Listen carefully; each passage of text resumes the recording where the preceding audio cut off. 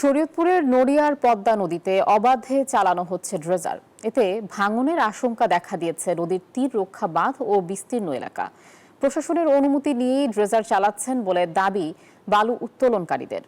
প্রশাসনও স্বীকার করছে নির্দিষ্ট জায়গা থেকে বালু নিলামের মাধ্যমে সরানোর কথা। বিধান মজুমদার অনির তথ্য ছবিতে ডেস্ক রিপোর্ট। নদীর বুকে অন্তত ১.৫ কিলোমিটার এলাকা জুড়ে চলছে মাটি উত্তোলনের মহোৎসব। অবৈধ ড্রেজার দিয়ে অবাধে তোলা হচ্ছে বালু। অপরিকল্পিতভাবে বালু উত্তোলনে যে কোনো সময় নদী তীর ভাঙনের আতঙ্কে স্থানীয়রা। এখন যেভাবে ফিরে জমি ড্রেজিং বালু কাটা শুরু করছে তাতে আমাদের অনেক হুমকি স্বরূপ। আজও করি আনে থাকি একটু কোনো রকম ছাপড়া সুপড়া উড়াইয়া বালু কাটার পরে আবার বাংলে তো আমরা অনেক অসহায় হয়ে যাই। জেলা প্রশাসন ও উপজেলা প্রশাসনের দেখানো জায়গা থেকেই বালু তোলা হচ্ছে বলে দাবি ঠিকাদারি প্রতিষ্ঠানের লোকজনের। ইউনুস স্যার, এসিলেন স্যার আইসা আমাদেরকে জায়গা নির্ধারণ করে দিয়ে গেছে। আমরা ওনাদের নির্দেশনা অনুযায়ী আমরা এই জায়গায় কাজ করতেছি। আমাকে পারমিশন হইলেও পারে, হ্যাঁ, কাটা অবৈধ।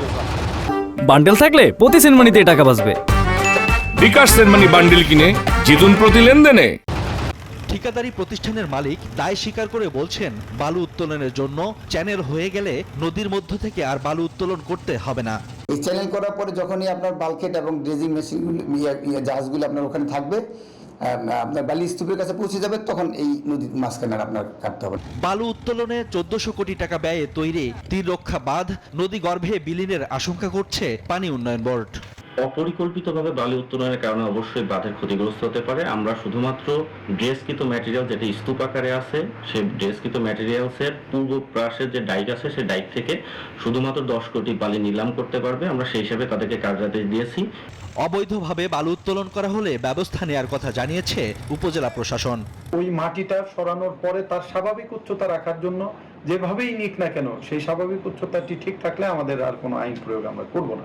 যখনই এটার ব্যত্যয় ঘটবে তখনই কিন্তু আমরা আইন প্রয়োগ করব। বাঁধ রক্ষায় অপরিকল্পিত বালু উত্তোলন বন্ধে দ্রুত ব্যবস্থা নেয়ার দাবি নড়িয়াবাসীর। Shoaib Shamim, desk report, news 24।